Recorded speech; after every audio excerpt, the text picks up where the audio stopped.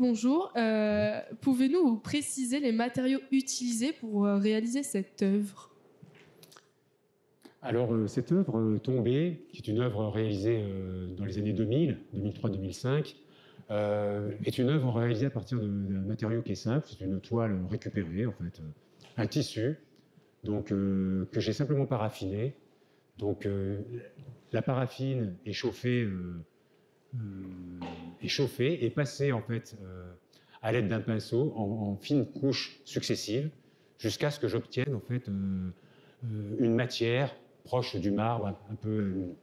Je sache que le matériau devienne une matière un peu organique, en fait. C'est-à-dire qu'on a la référence au marbre, mais également à la tripaille. Si on regarde le matériau, on se rend compte qu'il y a une légère brillance et que l'habilité du matériau, l'instabilité du matériau fait que on n'est pas dans la dureté du marbre, mais dans quelque chose de beaucoup plus mouvant, en fait. Nous aimerions savoir quel combat, s'il y en a un, vous avez porté en réalisant cette œuvre, et est-ce qu'il y a un message caché, particulier, d'un point de vue plus politique de cette œuvre, ou c'est une réflexion plus humaine Et en fait, l'idée du travail général, en fait, hein, le travail porte l'idée de la disparition, je pense. C'est pas en termes de combat qu'il faut envisager le travail, mais je dirais déjà une espèce de révolte, en fait. L'idée d'avoir un regard, en fait, sur le monde, sur la politique, sur un contexte sociopolitique, et une volonté de créer des dispositifs qui rentrent en résonance avec ce contexte, sans pour autant être narratif. C'est-à-dire que le travail ne se veut pas une illustration d'un contexte. On ne raconte pas une histoire précise. On met des éléments en place à partir d'éléments qui vont avoir un sens. Hein, et puis, non seulement avoir un sens, mais être connotés, c'est-à-dire qu'ils vont renvoyer à des références. Quand on utilise la cire, par exemple, on peut penser d'un côté déchets pétrochimiques et en même temps à l'église, par exemple, hein, au culte religieux. Donc tout ça, tous ces éléments font que ça confère un sens à l'œuvre, qui dresse un paysage, comment dire,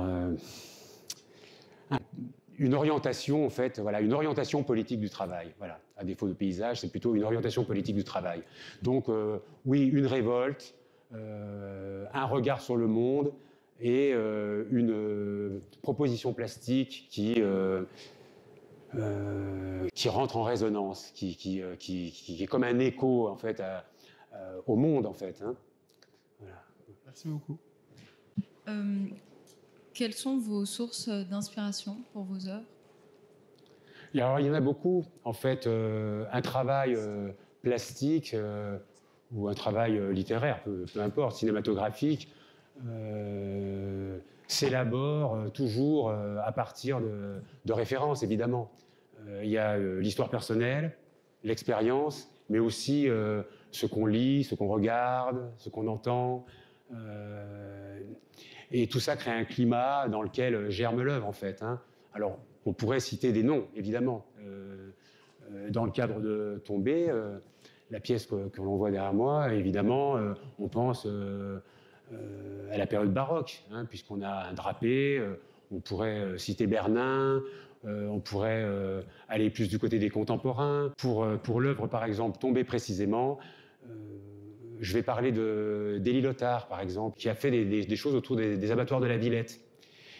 Quand j'ai fabriqué Tombée, j'ai pensé à certaines images de Lothar, qu'on retrouvera tout à l'heure d'ailleurs à propos de Bath.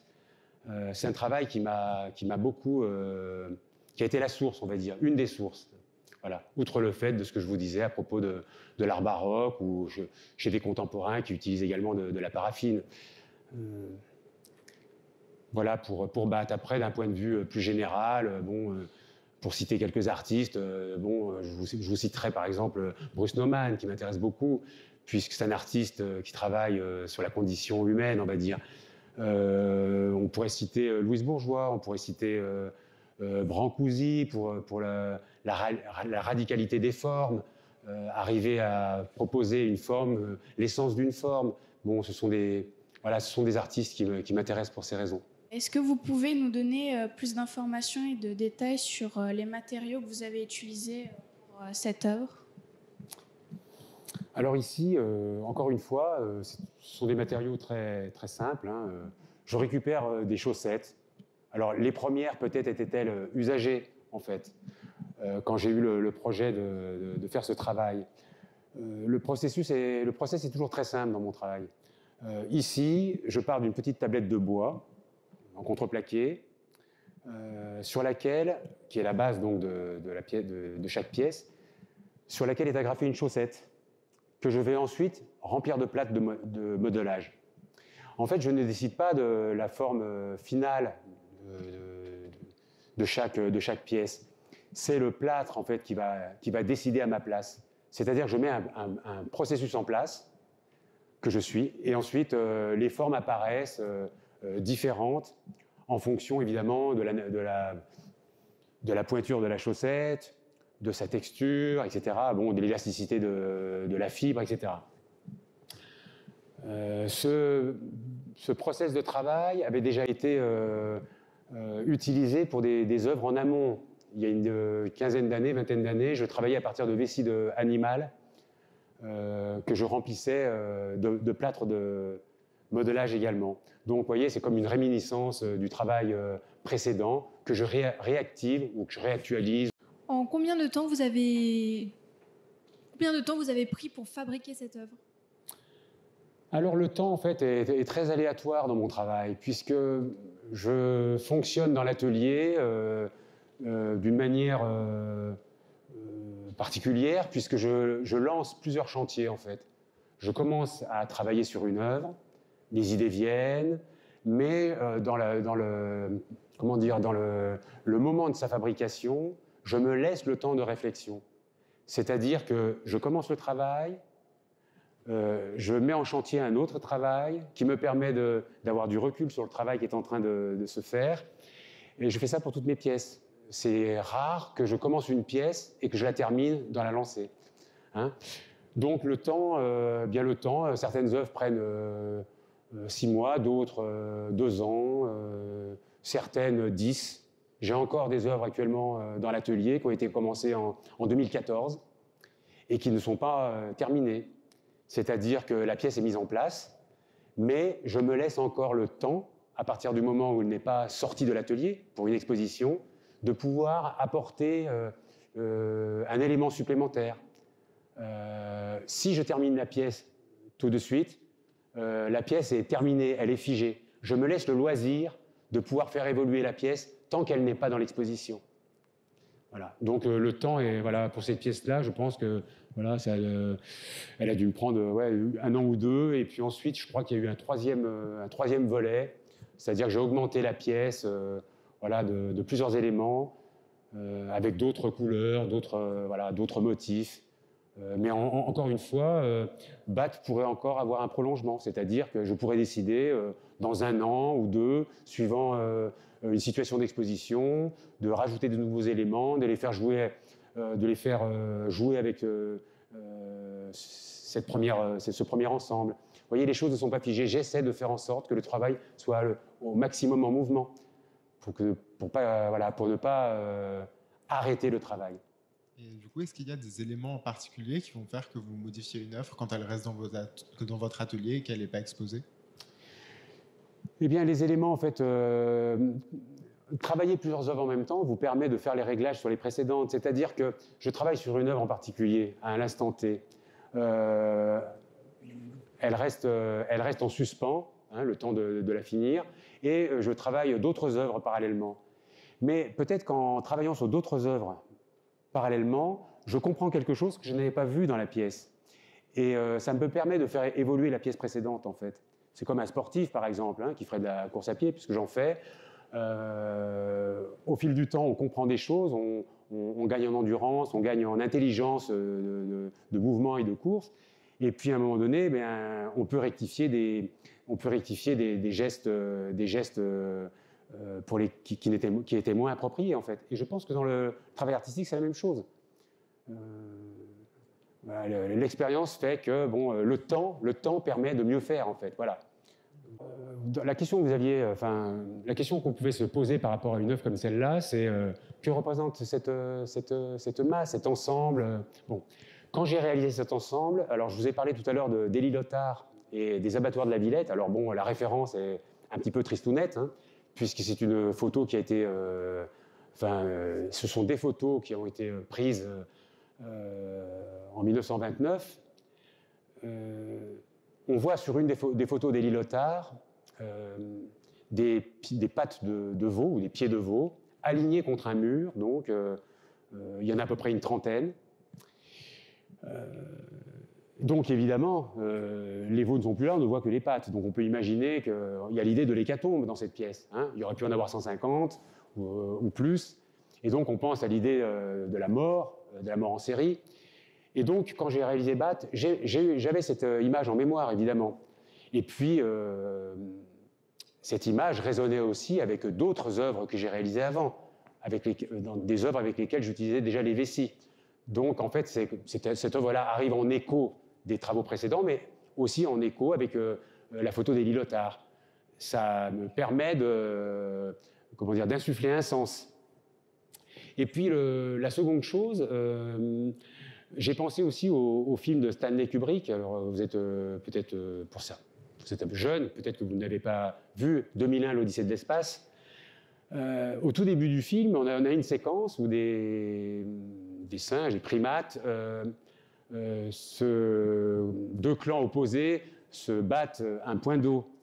Et un des primates récupère un os près d'une carcasse d'animal mort et comprend, en frappant avec cet os sur la carcasse, en détruisant la carcasse, qu'il va pouvoir s'en servir comme d'une arme, en fait. Hein. Donc, il récupère un os pour en faire une arme. Et quand j'ai fait BAT, quand j'ai réalisé les premières pièces, je me suis dit, effectivement, on voit l'idée d'un corps, puis c'est une chaussette, une espèce de jambe qui apparaît, mais tout de suite, j'ai pensé à la batte de baseball, au bâton de jeu. Et je me dis, la batte de baseball sert également d'arme blanche. Voilà, donc c'est toutes ces références multiples, en fait, qui, pour moi, ont été les moteurs et donnent le sens à la pièce. Il n'y a pas un sens.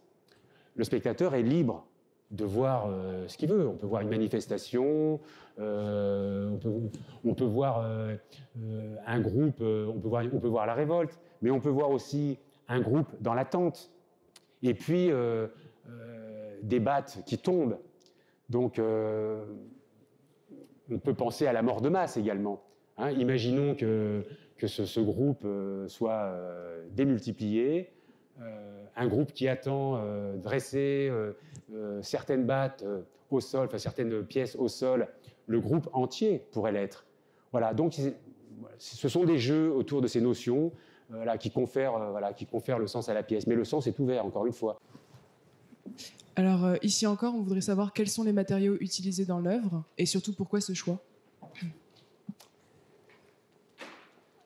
Alors, pour le cadeau que j'ai réalisé maintenant depuis une vingtaine d'années, hein, puisque l'œuvre date de 2000-2001, je cherchais en fait à travailler à partir d'une baignoire, sans savoir véritablement ce que j'allais en faire. Je savais pourquoi je cherchais une baignoire, mais je ne savais pas comment j'allais travailler avec. En fait, ce sont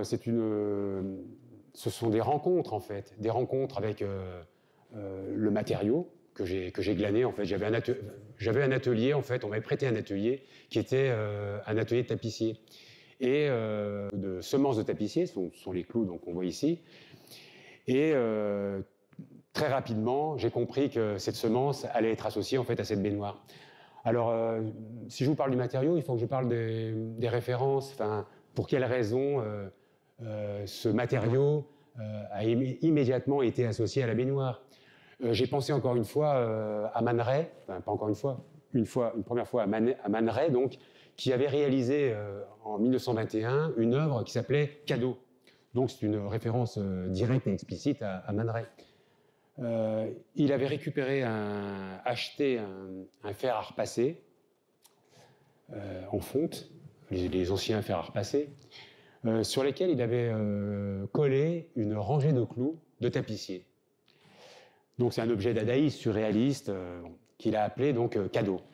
Et donc j'ai en quelque sorte réactivé ce geste, simplement en poussant la logique du recouvrement jusqu'à recouvrir l'intérieur d'une baignoire entière de cette fameuse semence de tapissier.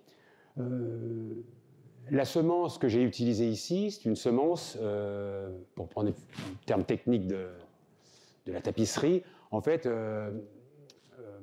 une semence biseautée. C'est-à-dire que quand Man Ray utilise le clou, c'est un clou en fait de forme pyramidale, on va dire. Ici, le clou est cylindrique et en fait avec une coupe biseautée, ce qui donne en fait au clou l'apparence d'un poil. Donc, ayant fait ce constat, ce premier constat, je me suis dit il faut renforcer cet effet de poil. Alors, au lieu d'utiliser des clous de même taille, j'ai décidé en fait d'utiliser des clous de différentes tailles. Donc, clous biseautés de différentes tailles, pointe donc au ciel, et donc pour lui conférer une dimension plus organique. Enfin, là on voit un pelage en fait, hein. C'est-à-dire que le spectateur qui ne connaît pas la pièce, en l'appréhendant à quelques mètres, imagine que la chose est soyeuse, douce, etc. Quand le spectateur découvre évidemment le leurre, parce que c'est un leurre, c'est une tromperie en fait, hein, on trompe l'œil du spectateur. Hein, c'est-à-dire que c'est doux à l'œil, mais piquant au toucher. Voilà pour les matériaux. Donc, et puis, bon, techniquement, la semence est collée en fait une à une avec du silicone. Donc, imaginez le geste, une pince avec laquelle je prends le clou, je mets du silicone, je trempe du silicone et je colle la pointe. Concernant le rapport au corps entre les clous et donc le corps, le thème de l'exposition, est-ce qu'il y a un rapport direct entre les deux? Oui, puisque dans le choix de la baignoire, en fait, pourquoi la baignoire déjà? Encore une fois, il y a une histoire de mémoire. Hein, on n'utilise pas un matériau ou un objet par hasard. Quand je cherchais une baignoire, en fait, je réfléchissais dans mon travail à l'idée du corps meurtri, du corps abîmé, du corps torturé. Et évidemment, j'avais en tête les pratiques gestapistes. Hein. Vous savez que en 40, pendant la guerre de 39-45, on a torturé beaucoup dans les baignoires. Hein. On a retrouvé aussi ce phénomène en Algérie pendant le conflit, donc le conflit en Algérie. Et donc, le corps, évidemment, bien qu'il soit absent, était lourdement présent. On dit souvent que vous avez parlé du coup du sens de l'œuvre, et on dit souvent que les artistes utilisent leur art pour exprimer des émotions. Est-ce que vous pourriez nous dire pas forcément vos expressions à vous que vous avez ressenties pendant que vous avez réalisé ces œuvres-là, mais quelque chose dans le genre? Oui, c'est intéressante la question. Bien sûr, on exprime des émotions. Hein, nous sommes des êtres de chair et de sang. On regarde le monde, on vit le monde, on a des expériences heureuses, douloureuses, on a des combats, des choses nous dérangent, on a des révoltes internes. En fait, c'est un regard sur le monde. Simplement, être artiste, c'est être comme l'oiseau sur une branche, c'est regarder le monde d'une position différente, en étant fragile. L'artiste crée de la beauté, il est dans le flux, en même temps, dans le flux du monde, mais en même temps suffisamment à l'écart pour pouvoir l'observer dans un tempo différent. Hein, c'est-à-dire, pour prendre le recul, eh bien, il faut à un moment donné sortir du rang, faire le pas de côté qui permet d'être en attente, d'être en contemplation. Donc le travail exprime ça, c'est-à-dire une vision du monde, avec, encore une fois, une multiplicité d'émotions, de partis pris, qui peuvent toucher le public et à travers lesquels le public peut se retrouver. En fonction de ses propres expériences, évidemment. Il y a des gens qui peuvent être complètement insensibles à un travail et puis sensibles à un autre. Ça dépendra de son expérience de vie, évidemment, ou de son regard sur le monde. Hein, peut-être ça rentrera en convergence avec la manière de penser d'un spectateur ou d'une spectatrice. Hein.